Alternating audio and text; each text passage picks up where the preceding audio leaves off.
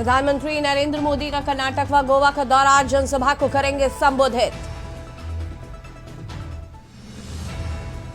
राष्ट्रपति द्रौपदी मुर्मू का लखनऊ दौरा, आज स्काउट गाइड की राष्ट्रीय जंबूरी में होंगी शामिल। करीब 90 मिनट का समय बताएंगे राष्ट्रपति। संभल सड़क हादसे में 6 लोगों की मौत, कार पिकअप के बीच हुई जबरदस्त भिड़ंत, एक परिवार के 6 लोगों की मौत, 4 लोग गंभीर रूप से घायल। अवैध खनन मामले में सांसद करण भूषण को राहत नहीं, 4.88 करोड़ 15 दिन में जमा करने का है मामला। यूपी में 989 करोड़ की जीएसटी चोरी, 335 फर्जी फर्मों से 5,478 करोड़ का टर्नओवर, मास्टरमाइंड की डायरी से खुला राज। असम में बहुविवाह पर लगा बैन, पकड़े जाने पर 10 साल की होगी जेल, सीएम बोले ये इस्लाम के खिलाफ नहीं। आप देख रहे हैं के न्यूज, खबरों का सारथी। नमस्कार, देश की बात में आप सभी का स्वागत है। मैं हूं आपके साथ यशी शुक्ला और लखनऊ से खबर आपको बता देते हैं। आईटीसी क्लेम घोटाले में 3 अफसरों को सस्पेंड किया गया है।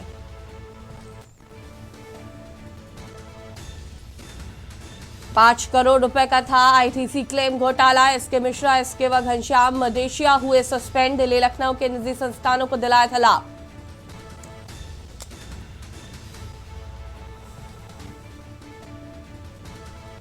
अनियमितता के बावजूद कार्रवाई न करने पर सस्पेंशन, अपर आयुक्त ग्रेड 1 झांसी अफसरों पर की गई कार्रवाई।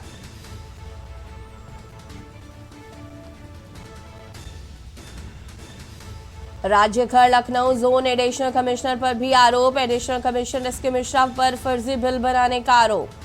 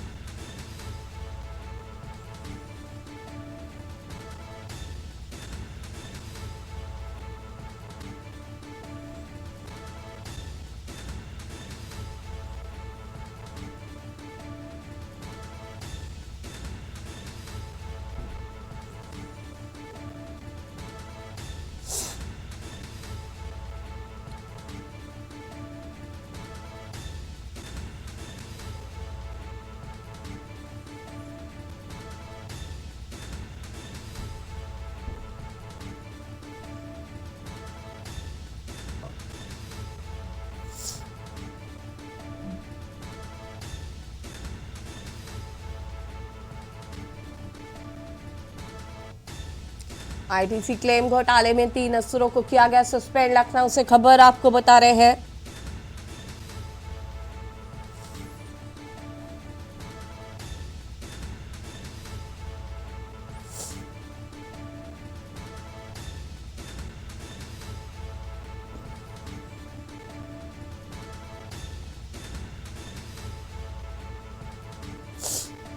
अनियमितता के बावजूद कार्रवाई न करने पर सस्पेंशन।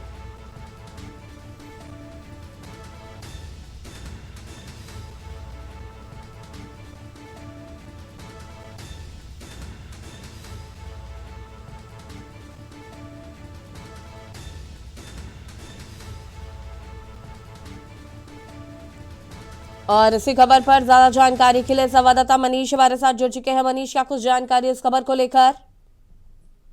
जी बिल्कुल, जिस प्रकार से देखा जाए आईटीसी क्लेम घोटाले का ये पूरा मामला है, जिसमें कार्रवाई करते हुए राज्यकर विभाग के जो है 3 अफसरों को सस्पेंड किया गया है। जी ये अफसर संजय कुमार मिश्रा, सुशील कुमार सिंह और घनश्याम, जिन पर ये कार्रवाई की गई। जिस प्रकार से इनके ऊपर आरोप है कि दिल्ली की आकाश कॉरपोरेशन प्राइवेट लिमिटेड और लखनऊ की एक प्रिंटिंग प्रेस की अनुचित लाभ पहुंचाने का जो है इनके ऊपर आरोप लगा है। और जिस प्रकार से देखा जाए अनियमितता के बावजूद भी कार्रवाई न करने का पर सस्पेंशन किया गया।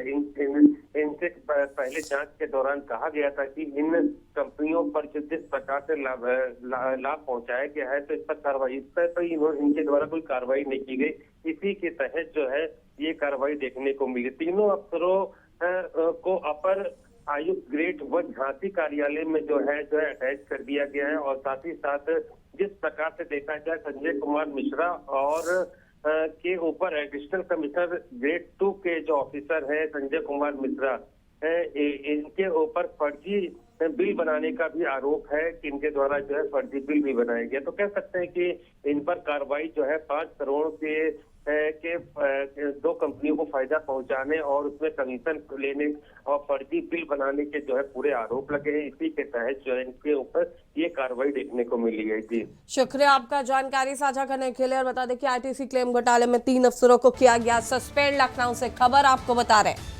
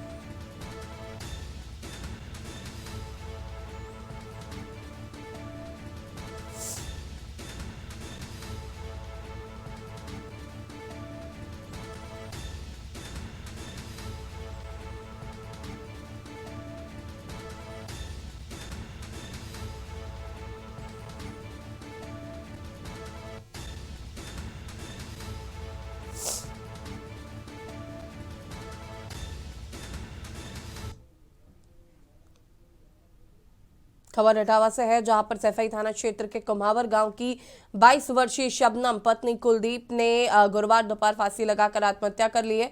मौत से पूरे परिवार में शोक और सदमा छा गया है। बताया गया कि शबनम अपनी बड़ी बहन से वीडियो कॉल पर बात कर रही थी, तभी बहन ने देखा कि पीछे पंखे पर फंदा लटका हुआ है। बहन ने तुरंत पूछताछ की, लेकिन शबनम ने कॉल काट दी। शबनम को पति कुलदीप, भाई रोहित और बहन ब्रिजा कार से जिला अस्पताल ले जा रहे थे, तभी रास्ते में तेज रफ्तार कार पलट गई। हालांकि सड़क हादसे में किसी को चोट नहीं पहुंची। इससे परिजनों ने एम्बुलेंस बुलवाकर शबनम को अस्पताल पहुंचाया, जहां पर डॉक्टरों ने उसे मृत घोषित कर दिया।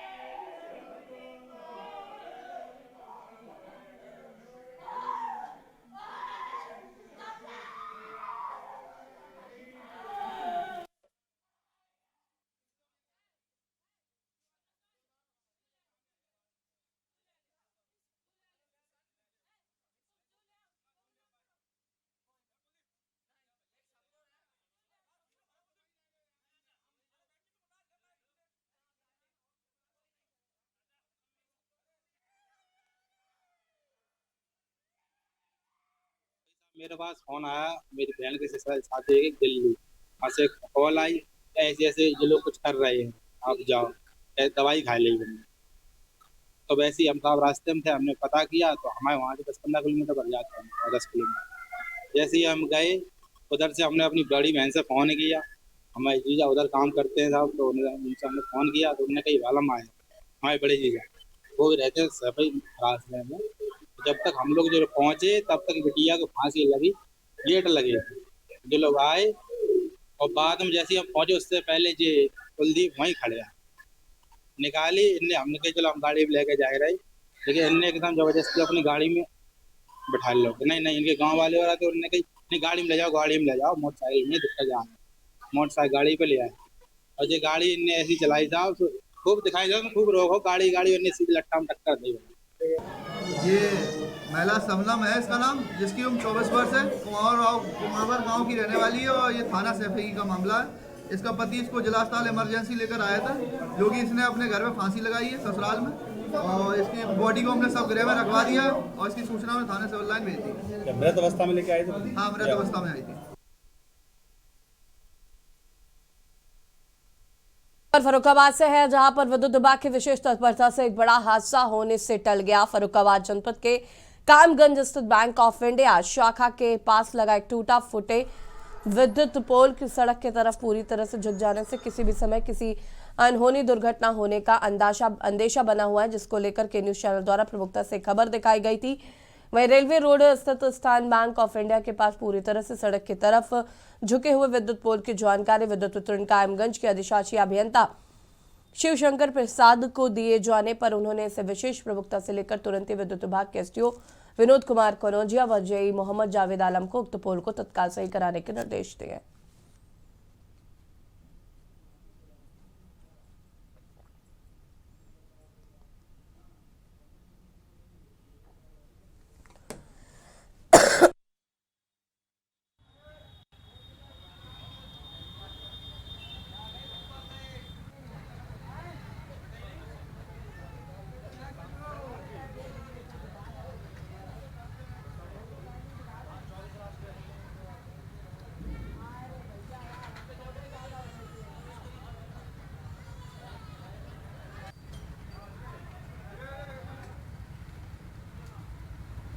संबंध में मैं बताना चाहूँगा कि मैं एसडीओ कायमगंज, इसमें जो है कि हमारे पास जो है उपभोक्ता का कंज्यूमर का एप्लीकेशन आया था, जिनका नाम था सतीश गुप्ता, बनवारी लाल गुप्ता, यहाँ के ब्यूरो चीफ हैं। तो उन्होंने बताया था कि बहुत ही जर्जर स्थिति में है पोल और किसी भी समय जो है हादसा हो सकता पोल गिरने से। चूँकि पोल रोड के किनारे ही था, मौके पर मैंने जेई के साथ में स्थलीय निरीक्षण किया। स्थलीय निरीक्षण करने के उपरांत देखा कि हाँ वाकई में खतरनाक है, तो संबंधित लाइन स्टाफ को बुला के और उसको जो है संबंधित अवर अभियंता की मौजूदगी में उसको तत्काल हटवाया गया।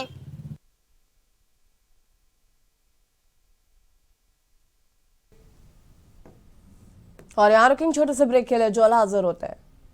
ब्रेक के बाद एक बार फिर से आप सभी का स्वागत है और खबर पाकुड़ से है, जहां पर संविधान दिवस के मौके पर बुधवार को जिले में यातायात व्यवस्था को और बेहतर बनाने की दिशा में एक महत्वपूर्ण कदम उठाया गया है।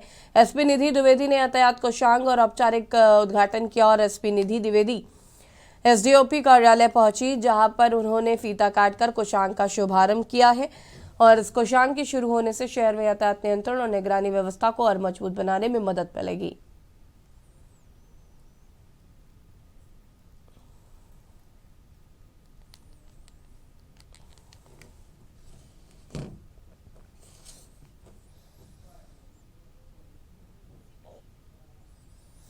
में यातायात पुलिस का बहुत बड़ा योगदान होता है, खासकर अगर शहर पुराना हो, जहाँ तंग गलियाँ हों और बहुत ही मॉडर्न तरीके से उसका एक्सपेंशन ना हुआ हो, जैसे हमारा पाकुड़ शहर जहाँ तंग गलियाँ हैं और ट्रैफिक एक समस्या रही हुई है। तो यहाँ पे आज ट्रैफिक कोषांग का उद्घाटन किया गया है, जहाँ पे ट्रैफिक प्रभारी और ट्रैफिक के जितने भी हमारे कर्मचारी हैं ट्रैफिक पुलिस के, उनको एक जगह मिली है, वो यहाँ बैठ सकते हैं, यहाँ से अपने सारे कार्य देख सकते हैं और कोई भी अभियान चलाना हो तो उसके लिए यहाँ प्रॉपर स्पेस है, बैरियर्स वगैरह भी हैं। एक हमारा एक तरह से ये सिटी का लैंडमार्क हो जाएगा भविष्य में,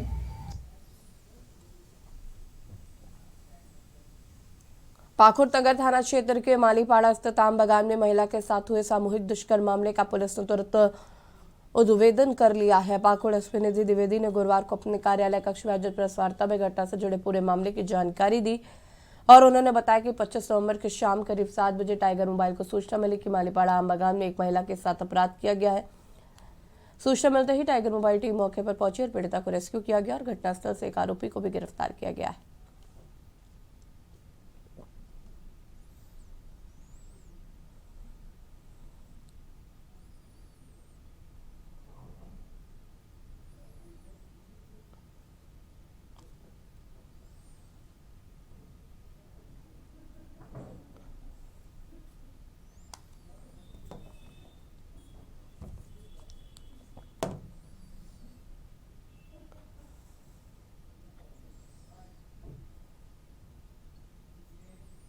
एक सूचना मिली थी, टाइगर मोबाइल को सूचना मिली थी कि टाउन थाना क्षेत्र अंतर्गत मालीपाड़ा के अली बागान में एक अज्ञात महिला और कुछ पुरुष हैं जो कि महिला को परेशान कर रहे हैं, कुछ गंदी हरकतें कर रहे हैं। सूचना के सत्यापन में के आलोक में त्वरित कार्रवाई करते हुए टाइगर मोबाइल घटनास्थल पर पहुंचे और पहुंचकर उन्होंने एक पीड़िता महिला जो थी उनको रेस्क्यू किया पहले तो, और घटनास्थल से ही एक अभियुक्त को गिरफ्तार किया। साथ ही बिना कोई भी समय वेस्ट करते हुए पीड़िता का तुरंत मेडिकल कराया गया सदर अस्पताल में। पीड़िता के ही फर्द बयान पर उनके द्वारा बताया गया कि संध्या काल में वो मालीपाड़ा स्थित अली बाबू के बागान में गई थी, जहां अज्ञात 8 से 10 की संख्या में लड़के थे जो कि अधिकतर संथाली भाषा में बात कर रहे थे और उनके द्वारा पीड़िता के साथ सामूहिक बलात्कार की घटना को कारित किया गया।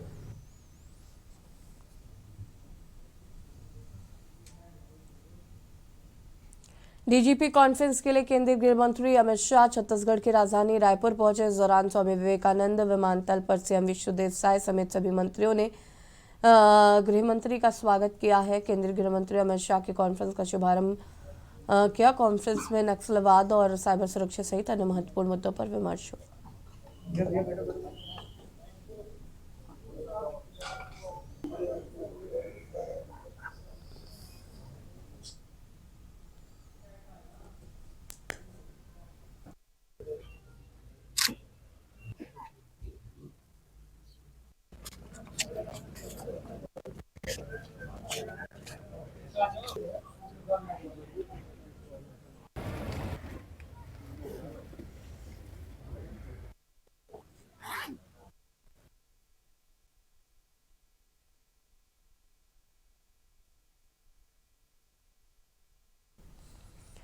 हमीरपुर जनपद में मतदाता सूची एसआईआर के महत्वपूर्ण कार्य में घोर लापरवाही बरतने पर निर्वाचन विभाग ने सख्त कार्रवाई की है। जिलाधिकारी कार्यालय ने सत्ता पर्यवेक्षकों का 1 दिन का वेतन रोकने का आदेश जारी किया। इन पर्यवेक्षकों द्वारा तैयार की गई गणना पुस्तिकाओं में डिजिटलाइज्ड डेटा और वास्तविक डेटा में 25% से ज्यादा का भारी अंतर पाया गया। मतलब मतदाता डेटा में इतना बड़ा अंतर पाए जाने के बाद निर्वाचन विभाग ने तत्काल संज्ञान लिया और कोताही बरतने वाले उन अधिकारियों पर घास गिराई। चुनाव जैसे महत्वपूर्ण कार्य में लापरवाही उजागर होने पर 17 पर्यवेक्षकों के खिलाफ 1 दिन का वेतन रोकने की कार्रवाई की गई है।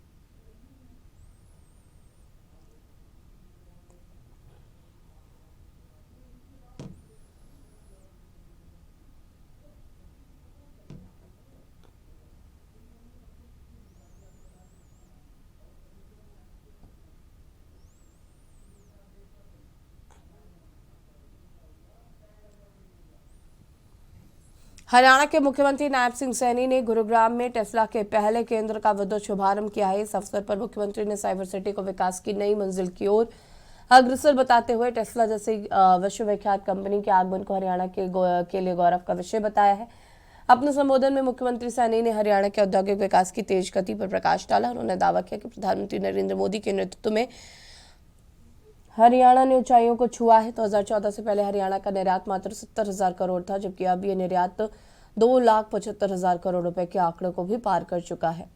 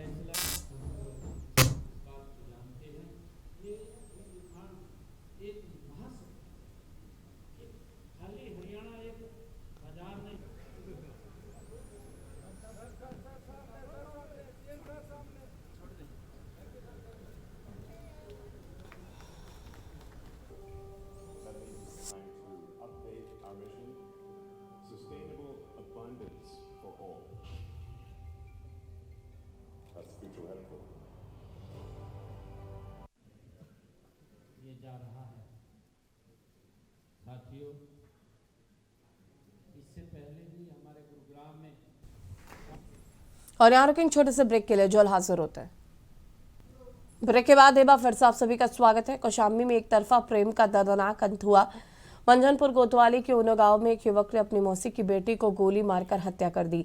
हत्या करने के बाद आरोपी ने भागने की कोशिश नहीं की, बल्कि तमंचा लेकर खुद ही मंझनपुर कोतवाली पहुंच गया और आत्मसमर्पण कर दिया। पुलिस शुरुआती जांच में हत्या का कारण एक तरफा प्रेम बता रही है। तमंचा लेकर थाने पहुंचे आरोपी अजीत मिश्रा को पुलिस ने हिरासत में ले लिया। पुलिस ने तत्काल प्रभाव से घटना की जाँच पड़ताल शुरू कर दी है।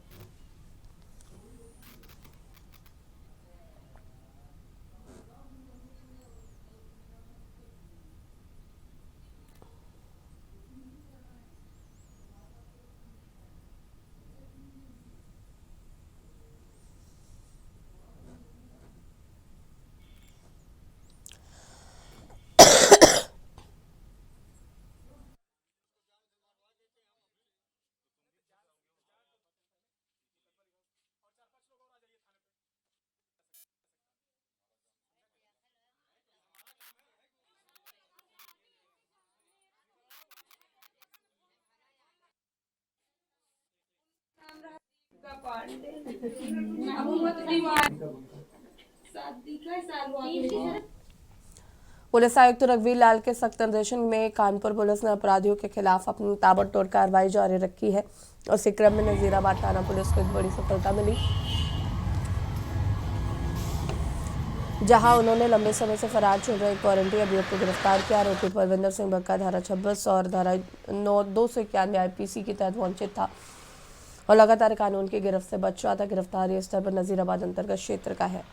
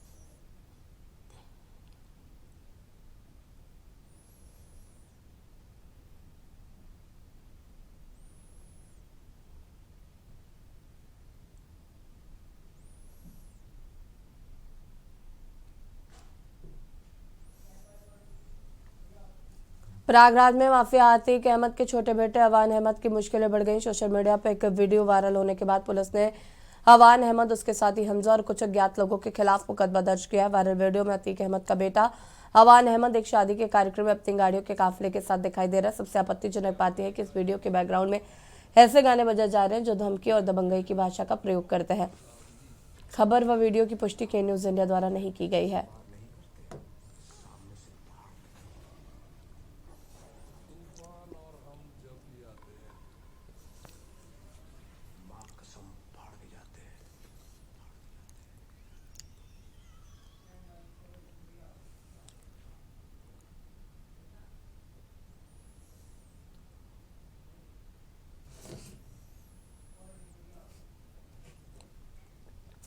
गाजियाबाद में एसआईआर कार्य में लापरवाही बरतने के आरोप में जिला प्रशासन ने सख्त रुख अपनाया। जनपद के 21 बूथ लेवल ऑफिसर के खिलाफ विभिन्न थानों में मुकदमा दर्ज कराया गया। जिलाधिकारी रवीन मंदर ने इस संबंध में जानकारी देते हुए बताया कि एसआईआर कार्य को प्राथमिकता के आधार पर पूरा किया जाना था। जिलाधिकारी ने बताया कि जनपद गाजियाबाद में अभी तक एसआईआर का केवल 30% कार्य ही पूरा हो पाया है।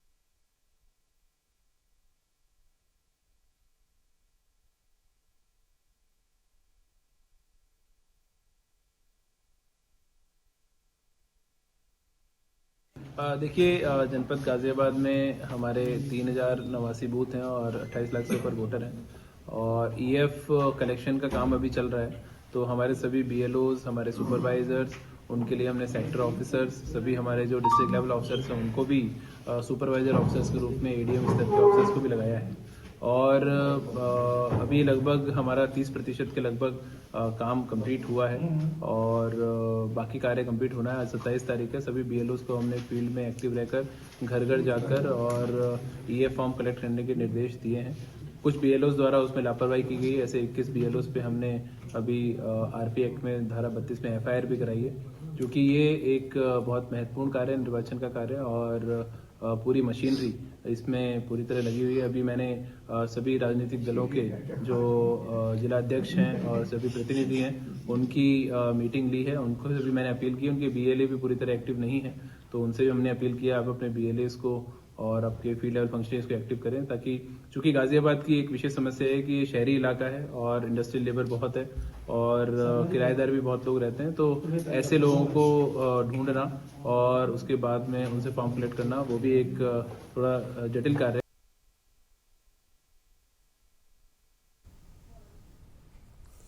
सोनभद्र से खबर, जहां पर यातायात पुलिस ने चलाया वाहन चेकिंग अभियान। यातायात प्रभारी के शुक्ला ने किया अभियान का नेतृत्व। शराब पीकर ड्राइविंग करने वालों पर पुलिस ने कार्रवाई की है। पुलिस के डर से गलियों से भागते दिखे बाइक सवार। यातायात विभाग के अंतर्गत चलाया गया था वाहन चेकिंग अभियान।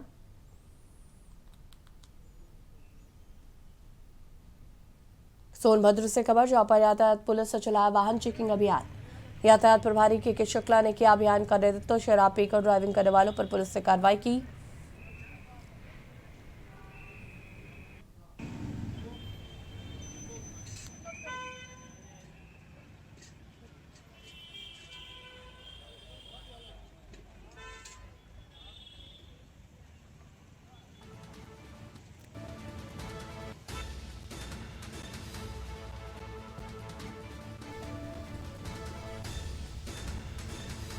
यातायात विभाग के अंतर्गत चलाया गया वाहन चेकिंग अभियान।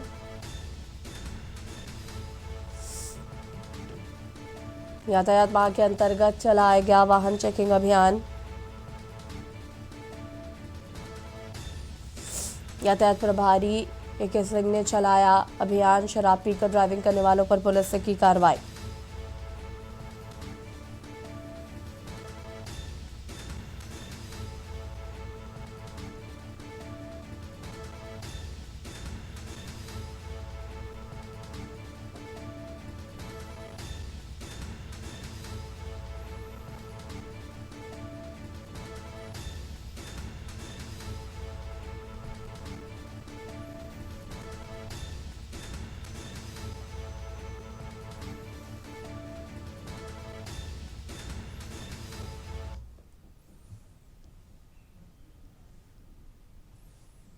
और यहाँ रुकेंगे छोटे से ब्रेक के लिए, जो और हाजिर होते हैं। मेरठ से बड़ी खबर बता रहे हैं आपको, जहां पर सोशल मीडिया पर रील बनाने को लेकर शादाब ज़काती कानूनी पकड़ में फंस गए थे। अपनी बेटी के साथ रील बनाते समय डबल मीनिंग शब्दों का प्रयोग करने के आरोप में पुलिस ने उन्हें गिरफ्तार किया है। शादाब ज़काती पर अपनी बेटी के साथ बनाई गई एक रील में आपत्तिजनक और डबल मीनिंग शब्दों का प्रयोग करने का आरोप था, जिसके बाद ये मामला सुर्खियों में आया। इस मामले में कार्रवाई करते हुए इंचौली पुलिस ने शादाब ज़काती को गिरफ्तार कर लिया था। गिरफ्तारी के बाद शादाब ज़काती को कोर्ट में पेश किया गया है। कोर्ट में घंटों चली बहस के बाद शादाब ज़काती को जमानत मिल गई है।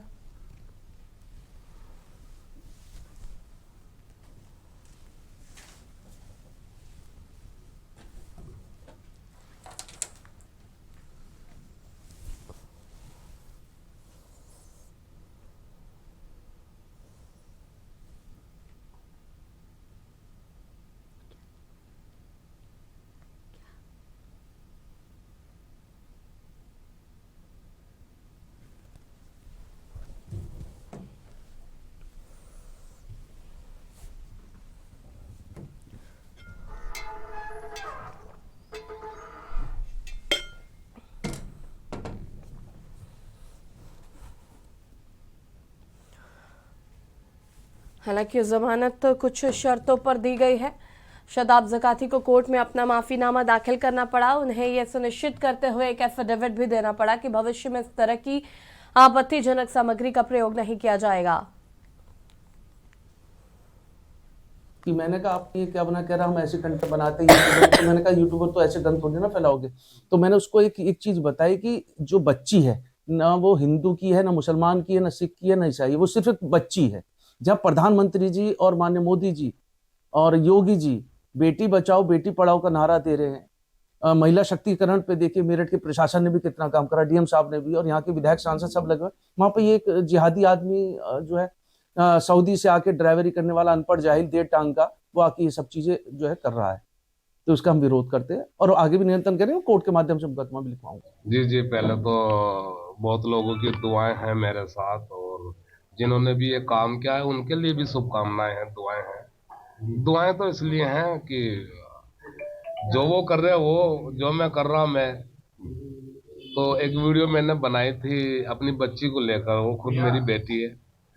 तो बस मैंने उस वीडियो में इतना ही बोला है कि आप एक क्यूट हैं, बहुत प्यारी बच्ची हैं या खूबसूरत हैं, तो आपकी माँ भी इतनी खूबसूरत होंगी। तो उस वीडियो में तो मैंने तारीफ की है, मतलब कोई बुराई वाली बात मुझे उसमें नहीं लगी थी। मैंने बहुत सोच समझ के वो वीडियो डाली, लेकिन बाद में मैंने उसे डिलीट कर दिया। अगर जो किसी भी मेरी इस वीडियो से नुकसान हुआ है या उनका दिल दुखा है या परेशानी हुई है, तो उसके लिए हम सॉरी बोलते हैं। कौन व्यक्ति है, किसने मुकदमा लिखवाया था, क्या? वो कोई है पार्टी के नेता, नाम तो मेरे ध्यान में नहीं। शादाब भाई ने एक वीडियो बनाई थी अपनी बच्ची के साथ, उसमें बच्ची की तारीफ की थी और अपनी वाइफ की, बच्ची की माँ की।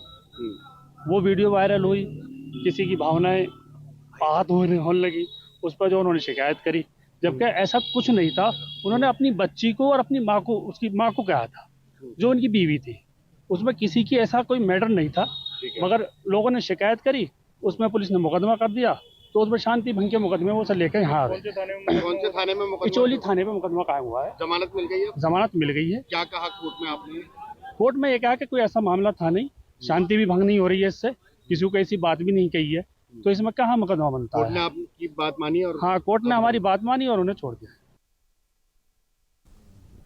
कानपुर चुन्नीगंज बस स्टॉप पर रोडवेज कर्मचारी ने फांसी लगाकर जान दे दी। मृतक की पहचान आजमगढ़ निवासी प्रशांत गौतम के रूप में हुई है, जो यहां पर रोडवेज में कार्यरत था। घटना से रोडवेज परिसर में हड़कंप मच गया है। कमरे का दरवाजा अंदर से बंद था, ताला तोड़कर खोला गया तो युवक फंदे से लटका मिला। सुसाइड नोट नहीं मिला है। कैसे और क्यों से कदम उठाया, इसकी जांच की जा रही है।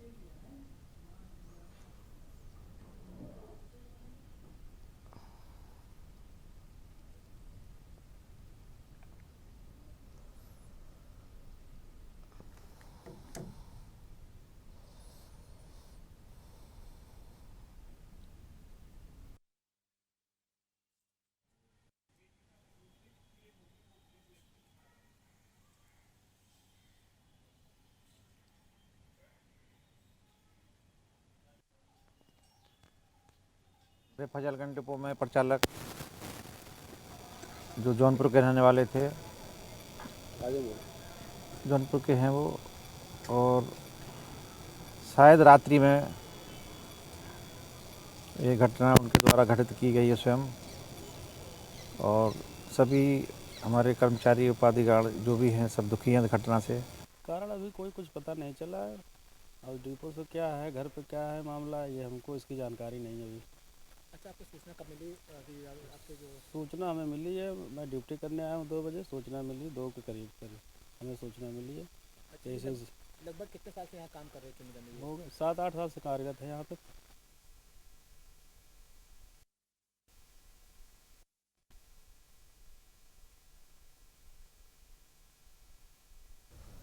वर्ष 2011 के एक सड़क हादसे में हुई मौत के मामले ने कानपुर की एक अदालत ने भाजपा के गोविंद नगर विधानसभा से भाजपा विधायक सुरेंद्र मथानी के खिलाफ नॉन बेलेबल वारंट जारी कर दिया है। कोर्ट ने पुलिस को सख्त निर्देश देते हुए आदेश जारी किया है कि विधायक को गिरफ्तार करके जल्द से जल्द अदालत में गवाही के लिए पेश किया जाए। बताते चले कि यह मामला 14 साल से कोर्ट में लंबित चल रहा था और विधायक सुरेंद्र मथानी इस केस में अहम गवाह है। जानकारी के अनुसार 2011 में कानपुर के एक व्यस्त इलाके में हुए इस हादसे में एक व्यक्ति की मौत हो गई थी। घटना के समय सुरेंद्र मथानी मौके पर मौजूद थे। उन्होंने ही मामले में पुलिस को सूचना देने के साथ ही घायल व्यक्ति को इलाज के लिए अस्पताल में भर्ती करवाया था। इससे उन्हें कोर्ट ने गवाह बनाया था। कई सालों से बार बार समन भेजे जाने के बावजूद विधायक अदालत में हाजिर नहीं हुए। आखिरकार बुधवार को सुनवाई के दौरान न्यायाधीश ने नाराजगी जताते हुए एनबीडब्ल्यू जारी कर दिया। कोर्ट ने टिप्पणी की है कि गवाह की गैर हाजिरी से न्याय प्रक्रिया में अनावश्यक देरी हो रही है। इस आदेश के बाद कानपुर पुलिस हरकत में आ गई। स्थानीय थाने को विधायक को गिरफ्तार करने के निर्देश मिल चुके हैं। हालांकि विधायक सुरेंद्र मथानी ने अपनी सुनवाई में कहा कि मुझे कोर्ट से समन की कोई जानकारी नहीं मिली थी। अगर पता होता तो गवाही देने में कोई दिक्कत नहीं होती।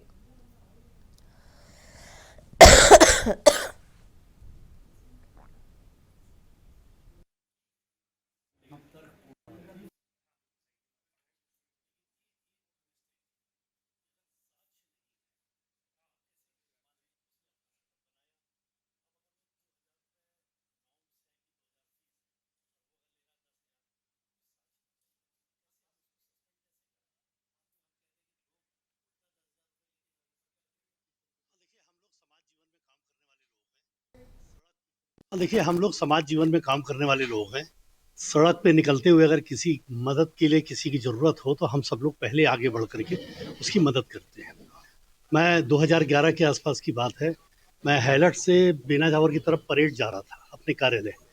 तो बेना झावर के पास एक टेम्पो वाला एक तरफ से बेना झावर के सामने वाली रोड से आ रहा था, दूसरा उधर पीछे हम लोग थे, पीछे अपनी गाड़ी से हम लोग थे। तो देखा कि वो एक टेम्पो को दूसरी टेम्पो ने टक्कर मारी। उसमें आगे एक लड़का बैठा था, जो बाद में हमें पता लगा कि वो बीएसएनएल में काम करता था, नाम वाम पता कराया। तो उसने टक्कर मारी, वो वहीं पे पलटकर गिर पड़ा और तड़प के मुझे ऐसा लगा कि शायद इसमें जान है। ड्राइवर अपना टेम्पो छोड़ के बजाय उसको वहाँ पहुँचाने के लिए, मैं मोटरसाइकिल पे था, उसको अस्पताल पहुँचाने के ड्राइवर उसको वहीं छोड़ के तड़पता हुआ भाग गया।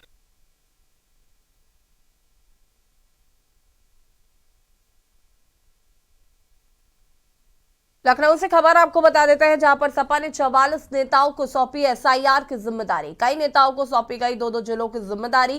सपा नेता एसआईआर प्रक्रिया की निगरानी की संभालेंगे जिम्मेदारी। पार्टी समर्थक मतदाताओं की पूरी कराएंगे एसआईआर प्रक्रिया। बलराम यादव को मिली आजमगढ़ की जिम्मेदारी। शिवपाल यादव संभालेंगे इटावा की जिम्मेदारी। विशंभर प्रसाद निषाद बांदा फतेहपुर में करेंगे निगरानी। सांसद अवधेश प्रसाद अयोध्या संभालेंगे। सपा नेता जिलों के विधानसभा क्षेत्रों का करेंगे भ्रमण।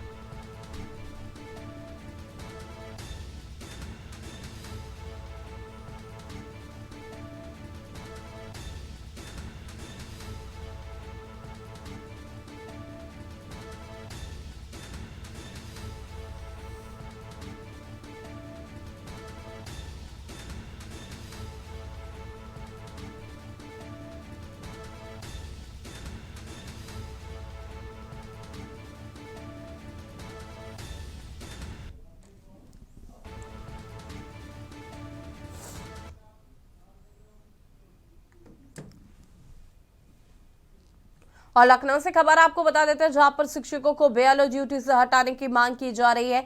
शिक्षक संगठनों ने मुख्यमंत्री से लगाई है गुहार। संगठनों ने बीएलओ के आत्महत्या मामले पर चिंता जताई। शिक्षकों को बीएलओ बनाने से स्कूलों पर पड़ रहा है असर। दिवंगत बीएलओ के परिजनों को नौकरी की मांग की जा रही है। मृतक आश्रितों को 50 लाख मुआवजे की मांग की जा रही है। लखनऊ से खबर, शिक्षकों को बीएलओ ड्यूटी से हटाने की मांग की जा रही है।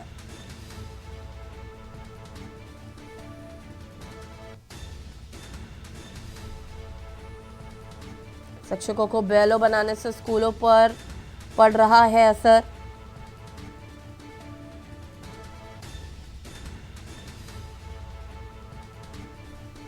दिवंगत बीएलओ के परिजनों को नौकरी की मांग।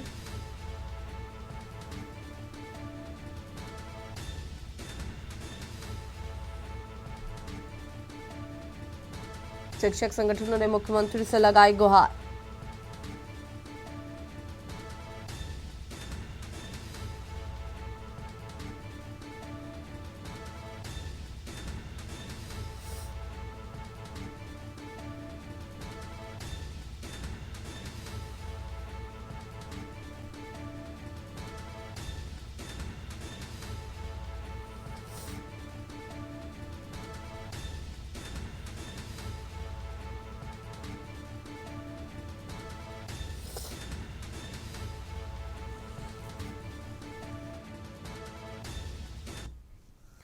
लखनऊ से खबर, जहां पर एसआईआर के तहत 7.34 करोड़ मतदाता डिजिटलाइज बीएलओ लगातार प्रपत्रों पर डिजिटलाइजेशन कर रहे हैं। फोटो सहित प्रपत्र शीघ्र उपलब्ध कराएं।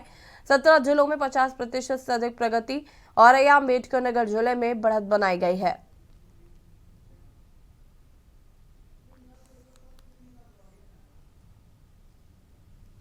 और लखनऊ से खबर, मुख्यमंत्री योगी आदित्यनाथ ने ज्योतिबा फुले को श्रद्धांजलि दी है। ज्योतिबा फुले की पुण्यतिथि पर मुख्यमंत्री योगी आदित्यनाथ ने दी श्रद्धांजलि। ज्योतिबा फुले के जीवन दर्शन का स्मरण किया, कहा सामाजिक समरसता का दिया संदेश। नारी शिक्षा एवं वंचितों के सशक्तिकरण का किया कार्य।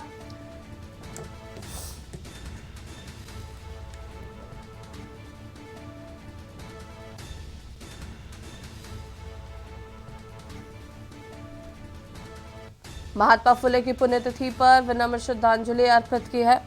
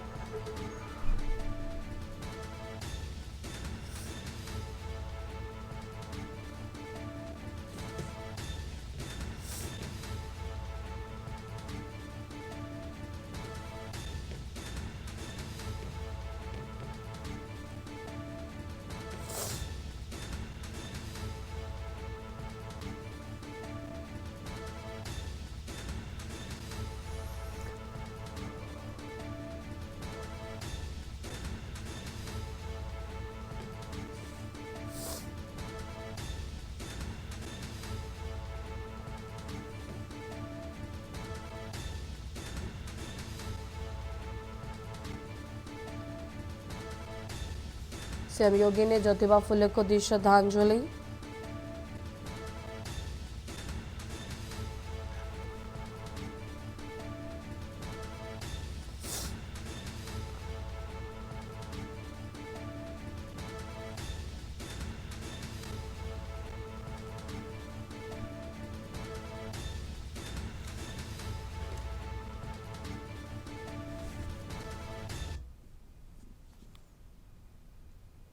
दिल्ली से खबर, जहां पर पीएम मोदी आज करेंगे 2 राज्यों का दौरा। कर्नाटक और गोवा का दौरा करेंगे पीएम नरेंद्र मोदी। प्रधानमंत्री कर्नाटक के उडुपी में श्री कृष्ण मठ जाएंगे। मठ में लक्ष्य कंठ गीता पारायण कार्यक्रम में लेंगे हिस्सा।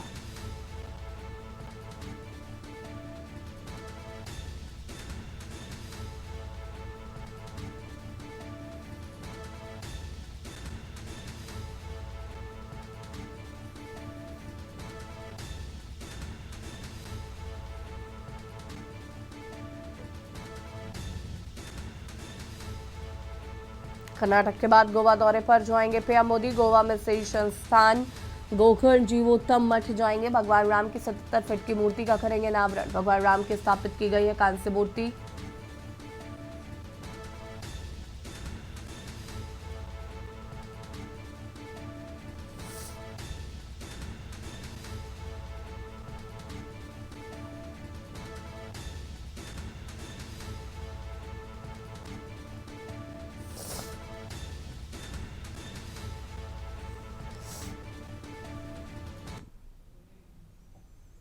और देश की बातें फिलहाल इतना ही। देखते रहिए न्यूज़। नमस्कार।